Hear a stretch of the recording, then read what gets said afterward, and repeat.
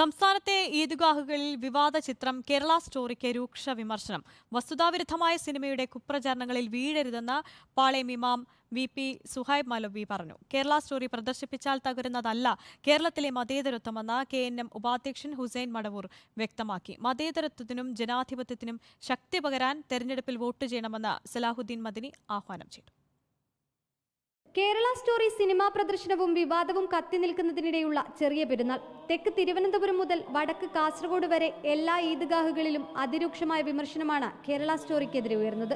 പെരുന്നാൾ പ്രസംഗത്തിൽ മതപണ്ഡിതരെല്ലാം സിനിമയുടെ രാഷ്ട്രീയത്തെയും പ്രദർശന ഉദ്ദേശത്തെയും കടന്നാക്രമിച്ചു. സിനിമ പ്രദർശിപ്പിക്കുന്നവർ കള്ളം പ്രചരിപ്പിക്കുന്നവരുടെ ഉപകരണമാവരുതെന്ന് പാളയം ഇമാം പറഞ്ഞു. സമുദായങ്ങൾക്കിടയിൽ ഭിന്നിപ്പുണ്ടാക്കാനുള്ള ബോധപൂർവമായ ശ്രമങ്ങളാണ് പലയിടങ്ങളിലും നടന്നുകൊണ്ടിരിക്കുന്നത്. അതിന്റെ ഭാഗമാണ് കേരളത്തിൽ വീണ്ടും ചർച്ചയാവുന്ന കേരള സ്റ്റോറി എന്ന് പറയുന്നത്. ഇത്തരം സിനിമകൾ പ്രചരിപ്പിക്കുന്നവരോട് ഒന്നേ പറയാനുള്ളൂ, നാം കള്ളം പ്രചരിപ്പിക്കുന്ന ആളുകളുടെ കയ്യിലെ ടൂളായി മാറാൻ പാടില്ല. മതേതര പാരമ്പര്യമാണ് കേരളത്തിന്റെ ചരിത്രമെന്ന് ഹുസൈൻ മടവൂർ പറഞ്ഞു. നോക്കൂ, കേരളത്തിന്റെ സാമുദായിക സൗഹാർദ്ദം എത്ര മനോഹരമാണ്.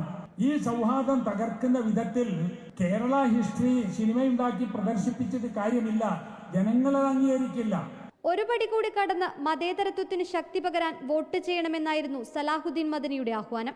അങ്ങനെ എല്ലാ വോട്ടുകളും ഈ പറഞ്ഞ മതേതരത്വത്തിനും ജനാധിപത്യത്തിനും ശക്തി പകരുന്ന ജാതിയുടെയും മതത്തിന്റെയും വർഗത്തിന്റെയും പേരിൽ ദുർവീകരണം നടത്താൻ പാടില്ല എന്ന് ചിന്താഗതിയുള്ള ആ ഒരു വിഭാഗത്തെ അങ്ങോട്ട് ഏറ്റാൻ വേണ്ടിയുള്ള ഭഗീരഥ യജ്ഞം ഈ റമദാന് ശേഷം നമ്മുടെ ഭാഗത്തു നിന്നുണ്ടാവുകയും അതിന് എല്ലാവരെയും പ്രാപ്തരാക്കുകയും വേണം. ക്രിസ്ത്യൻ സഭകൾ ഒന്നൊന്നായി സിനിമ പ്രദർശിപ്പിക്കുന്നതിനെതിരെയും വിമർശനമുയർന്നു. കോൺഗ്രസും CPM-ഉം സിനിമകൾക്കെതിരെ പരസ്യ നിലപാട് തുടരുന്ന സാഹചര്യത്തിലാണ് മുസ്ലിം നേതാക്കളുടെ പരസ്യ പ്രസ്താവനകൾ എന്നതും ശ്രദ്ധേയം. ന്യൂനപക്ഷ വോട്ടുകളിൽ കണ്ണുവെക്കുന്ന BJP-ക്കെതിരെ പ്രചരണം ശക്തമാക്കാൻ ഈദ് സന്ദേശങ്ങൾ മുന്നണികൾ ആയുധമാക്കുമെന്നതും ഉറപ്പ്. റിപ്പോർട്ടർ, തിരുവനന്തപുരം.